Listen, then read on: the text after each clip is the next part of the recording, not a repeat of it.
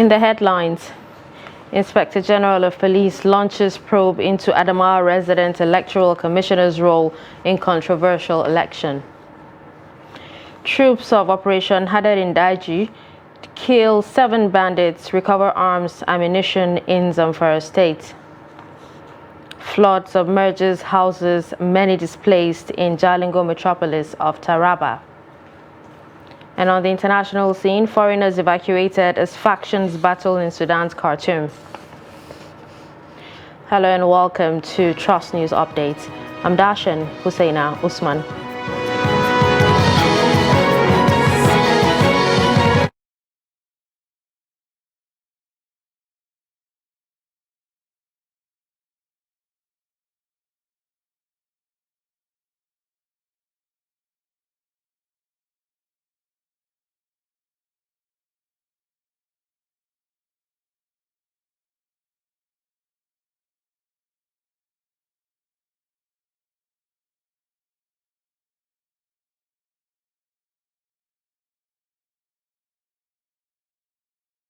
In a statement on Sunday, said the police is in receipt of the letter from INEC dated April 18, 2023, detailing the alleged impropriety of the sanctions or actions of Yunusa Ari, the Adamawa State Rec.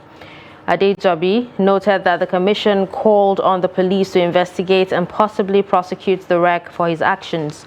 He added that the Inspector General has directed an investigative team to work in collaboration with the INEC to expedite action on the contents of the letter.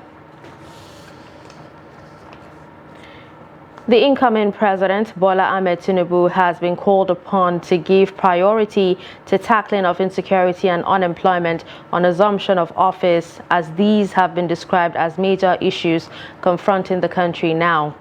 The Kwara State Chairman of the Christian Association of Nigeria, Sunday Timothy Adewale, gave the advice during a church program in Ilorin. The Christian leader also mentioned the need to tackle epileptic power supply in the country, which he said, if improved, will enhance the economy of the country. Where any government that is coming in now, we want to charge the President-elect Tinubu to please, the first assignment is to work on the security architecture of this diocese, of this Nigeria needed to be overhauled. Not only that, is to do everything possible to checkmate the activities of the bandits, the kidnappers, the killer herdsmen. It is only in the atmosphere of peace that we can have progress. So he should do on his priority list how to tackle security. Then he should focus on unemployment. We have the teeming youths that are not employed. And that is why it is like sitting on a keg of gunpowder, because it's a time bomb. It can explode at any time. So he should focus on that. Then the infrastructure is already decaying. Now on security, troops of Operation Hadar Daji on Saturday neutralized 7 terrorists, apprehended 2 others, and destroyed several of their camps in Zurmi local government area of Zamfara State. The Director, Defense Media Operations, Major General Musa Madami, made this known in a statement on Sunday in Abuja. Madami said the troops achieved the feat during an encounter with the bandits at Birnin Aba, Tsanu, Lamba, Gabas, Gidankaso, and Dumburum forests in Zurmi local government area of the state. He said the troops recovered 7 motorcycles, 2 empty AK-47 magazines, and 1 Baofeng radio. According to him, following the arrest of a terrorist informant on April 21, troops conducted a follow-up operation and arrested another 2 terrorists at Shinkafi town in Shinkafi local government area. The traditional ruler of Agara, Kababunu local government area of Kogi State, David Obadofing, is reported dead in the custody of his abductors 12 days after he was kidnapped. A family source stated the monarch died last Thursday as a result of torture from his abductors. The abductors of the monarch agreed to collect 2 million naira for his release, and one other lady, identified as Temidayo Elewa, when the hoodlums noticed that Obadofin was becoming too weak. A source added that while waiting for the ransom to be delivered, the hoodlums blindfolded the lady and relocated her to a different place in the bush in their bid to hide their track. Pa Obadofin was said to have died before the said ransom could be delivered to his abductors in the bush. Meanwhile, the locals stated that Temidayo Elewa, who was abducted along with the monarch, has been set free and since rejoined with her family last Saturday. The State Police Command is yet to confirm the incident. Still on security, men of the Nigeria Police Force on Sunday rescued a cleric, Reverend Nicodemus Ude, of the Nigeria Reformed Church in Ebonyi local government area of Ebonyi State. The preacher was initially kidnapped and eventually let go by his captives following a distress call to members of the public by his assistant who was with him at the time of the incident to block the road the kidnappers intended to use to exit the area with their victim. But upon receiving the message that the cleric has been abducted, the Commissioner of Police in Ebonyi State, Faleye Olaleye, mobilized his tactical teams and the Divisional Police Officer of Ebonyi Division to cordon off the barricade and barricade marked out areas. The kidnappers were then intercepted along Ndofia Ishieke and Ndukwu Egbu Ishieke, where they abandoned the victim and took to their heels while exchanging gunshots with the police to pave way for their escape. Unfortunately, they were overpowered by the superior firepower of the police, which led to one of them being neutralized and the arrest of 2 principal suspects. Items recovered include 2 AK-47 and 1 LAR rifle, as well as 2 vehicles, including that of the victim. An auto accident in the ancient city of Katsina has claimed the life of 1 person, while 6 persons have been hospitalized. The accident happened as a result of reckless driving by a KK Napep rider on Hajj Camp roundabout. Abdullahi Yamadi has details of the accident. Eyewitness accounts say that the accident was caused by the reckless attempt by a KK rider to a sharp U-turn on the roundabout. The tricycle, which was conveying some Salah visitors, was hit by a moving vehicle. The driver, in a bid to avoid hitting the KK rider, lost control of his vehicle, which then somersaulted and caused him to die on the spot.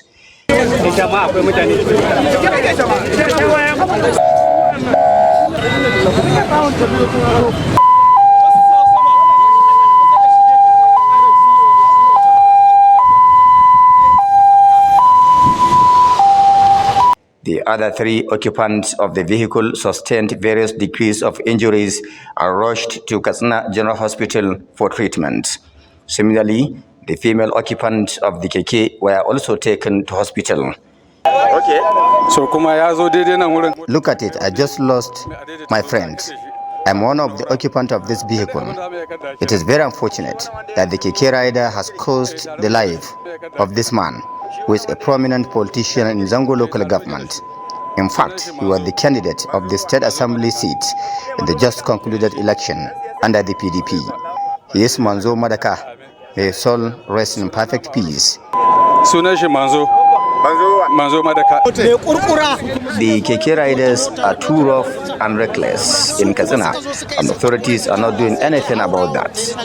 They have caused the lives of many innocent citizens like this one now, and for the fact that somebody has not done the right thing. Many Katsina residents decry reckless and rough driving by KK riders, especially on major highways and in the ancient city of Katsina. Observers say the earlier relevant authorities check the excesses of the KK riders, the better. Abdullahi Ismail Amadi, Trust Television News, Katsina. Residents of Abuja Phase 1 in Jalingo, the Taraba state capital, are again counting their losses following the havoc wreaked by the early morning rainfall of Monday, April 24. Many houses were submerged and destroyed by the rain.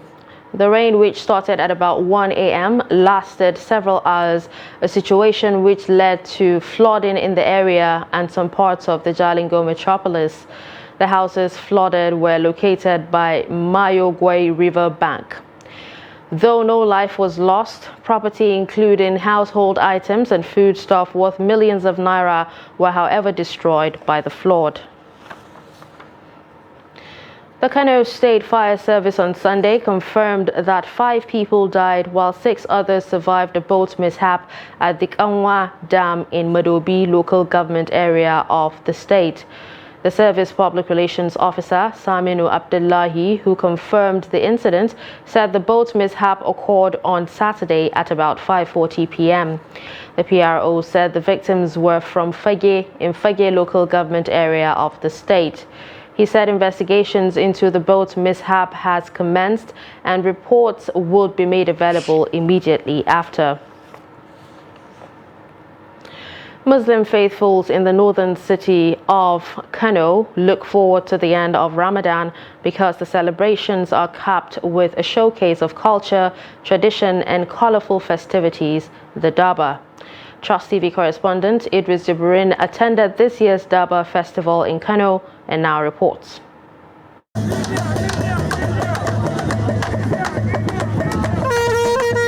A dance in memory of ancient times. Hundreds of years before Islam and the British arrived to Nigeria, the sons and daughters of Kanu are gathered to honor the arrival of their emir. An elaborate procession marking the end of Ramadan. It's called Hawan Daushe, a traditional horse riding in Kanu, relentless in motion, splendid in color, and breathtaking horsemanship. The event is going to be a joyous, happy occasion, and we have plenty of them where I come from also. So we have, which also bring out the culture of our country as well. I think it's a great promotion for countries and states around the world to put out their word about what they do and how they do it. It's a historical event, very important in the culture of Hausa and for the people of the northern Nigeria, particularly Kano State. Very, very important because it's a place where a lot of people come together to celebrate and to watch the Hawan Daushe, that's the Doba, horse men displaying cultural and horse expertise. Hundreds and thousands of Kano residents turned out as Emir Amina Ado Bayero marched out his troops to the streets in celebration of Kano's tradition and culture's best. We are here with the horse riders and the emir. They will come, and each of the traditional rulers, that is the Hakimis, who are the district heads, will come and pay homage, riding the horses to the emir. Well, traditionally this is it, and it is something that will entertain the people and make the Salah a festive one. Hawan Daushe Doba is not only about marking the end of Ramadan, but also to remind the people on the importance of maintaining their centuries-old culture and tradition. Idris Jibrin, Trust TV News, Kano. You're watching Trust News Update. Coming up after the break, we take a look at how teenagers make a living from discarded items. Stay with us. Now, as part of efforts to support Africa's goal of strengthening... Now, looking at the activity chart, as you can see right here, a total volume of 130... Inherited a Boko Haram crisis that at that time was restricted to Yobe. How secure are they? You can see security men with blood.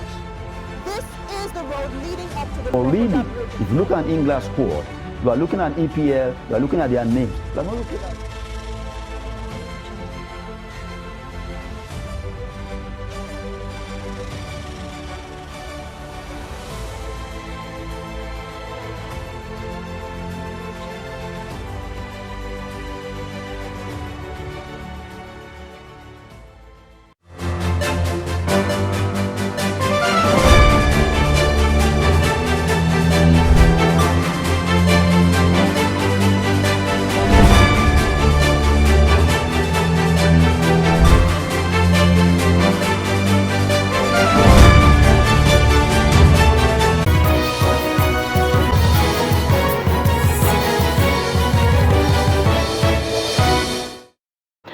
Welcome back and thanks for staying with us. You're still watching Trust News Update. Here's a recap of our major stories. You heard that Inspector General of Police launches probe into Adamawa resident electoral commissioner's role in controversial election. You also heard that troops of Operation Hadarindaji killed 7 bandits, recover arms, ammunition in Zamfara State. Moving to more stories, the controversy over the tussle for the traditional ruler's seat in Agbowo town in Iwo local government area of Osun State has resumed or assumed a dangerous dimension as some aggrieved indigents allegedly attacked and threatened to kill a prominent monarch, Oba Moshood Alamu, in his palace. 4 persons have been arrested by police in connection with the attack on the traditional ruler. However, Oba Alamu is insisting that there is a real danger to his existence and to the lives of his family members, chiefs and aides. Hamid Oyegbade files the report. Oba Moshood Alamu Okparonke, the Onisahara of Feesu in Iwo local government area of Osun State, is the traditional constituted authority over Agbowo town in Iwo land. Oba Alamu appointed district heads, known as Baale in Yoruba parlance, to be in charge of towns under him for administrative convenience. The state governor, Ademola Adeleke, recently elevated one of the Baales, Prince Musbau Akande Gbenosola, to become the Olu of Agbowo. But those aggrieved by Akande's promotion by the governor unleashed their anger on Oba Alamu. They said that they wanted to kill me because the government promoted Olu of Agbowo, that is Musbau Gbenosola, to Obashi. So the state government has the power to promote anybody from Bale to Oba. Not chief, not ordinary chief, but anybody that become Bale, they can promote. The state government has the right for the promotion. So that is how they said I'm the one that promoted. I say, oh, how can I do it? The state government, you don't see the paper. But not all residents of Agbowo are unhappy with the elevation of Oba Akande. In fact, some are delighted because of his antecedents when he served as Baale. Since the pronouncement of our Baale Gbenosola being promoted to be king in our community here, we are very happy with the pronouncement and we are very supportive with that man, because Baba Gbenosola is a very good man in the environment. Yeah. So we are grateful and we are happy, and we are thanking the governor of Osun State for bestowing us this opportunity. We are grateful. It is a welcome development. In fact, the people of Agbowo are very grateful to our amiable governor. We are even praying for him to move higher, to go higher, higher and higher. The new Oba, Musbau Akande Gbenosola, appealed to people of Agbowo to continue to live peacefully and warned that whoever that goes against the law will not go scot-free.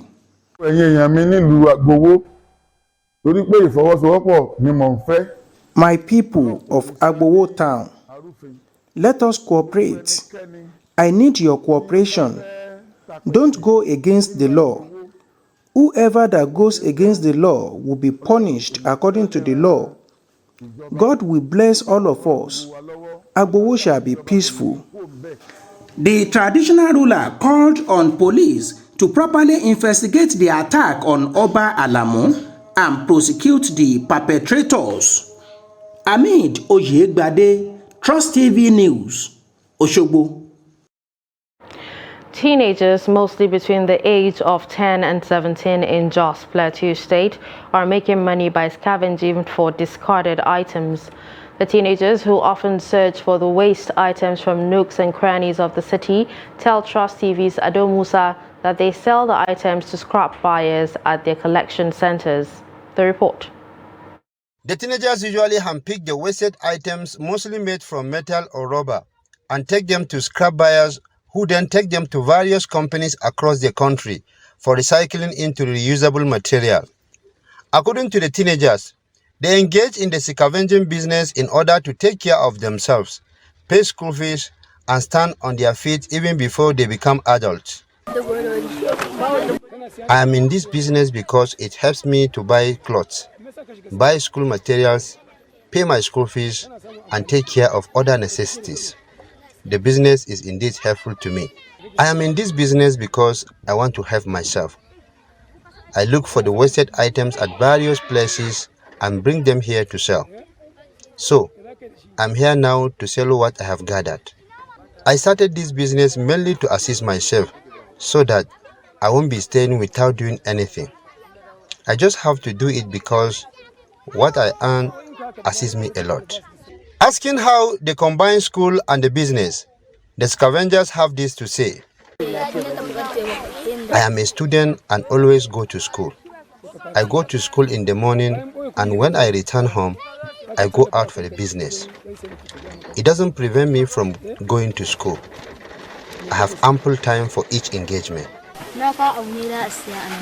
I attend school every day. This business doesn't affect my school. I devote my time for whatever I'm doing. So, I go to school in the morning and do my business after school hours. With the success they have made in the business, the teenagers feel experienced enough to invite other young persons to also engage in business in order to be independent. Ado Musa, Trust TV News, Jos. Now in business, the National Bureau of Statistics say the average price of 5 kilogram cooking gas increased from 4,600 naira and 57 kobo recorded in February to 4,610 naira 48 kobo in March. This is contained in the Bureau's Cooking Gas Price Watch for March 2023, released on Monday in Abuja. The reports say the March 2023 price represented a 0.22% increase compared to what was obtained in February 2023.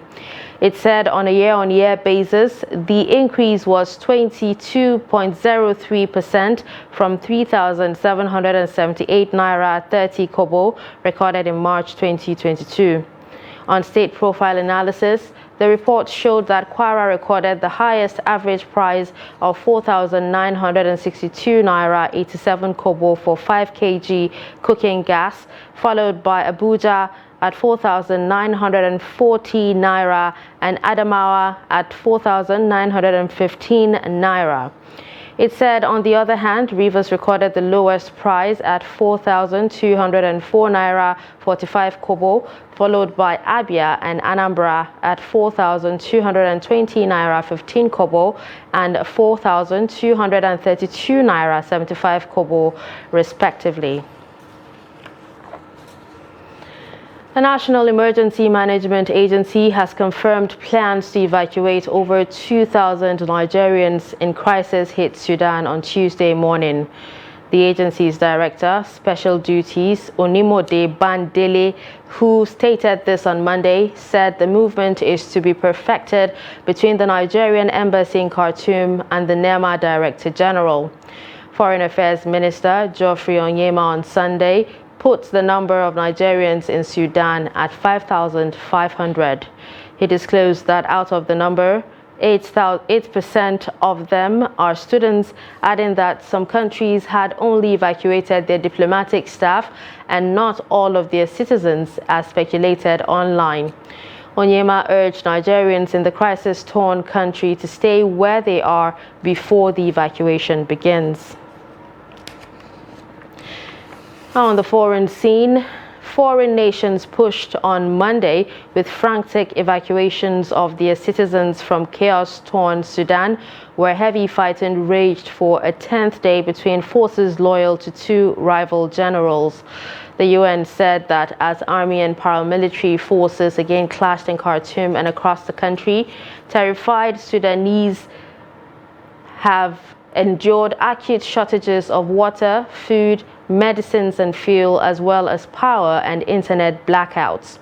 At least 427 people have been killed and more than 3,700 wounded, according to United Nations agencies, which also reported Sudanese civilians fleeing areas affected by fighting, including to Chad, Egypt, and South Sudan.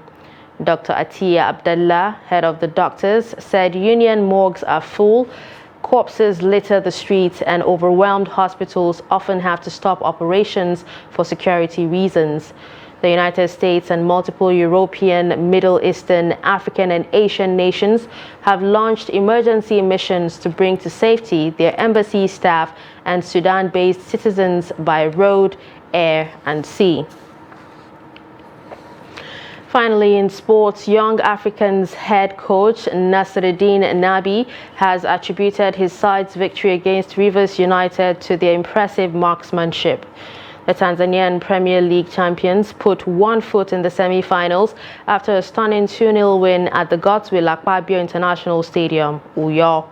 Congolese import Fiston Mayele opened scoring for the citizens in the 73rd minute after skipper Bakari Nwamieto set him up.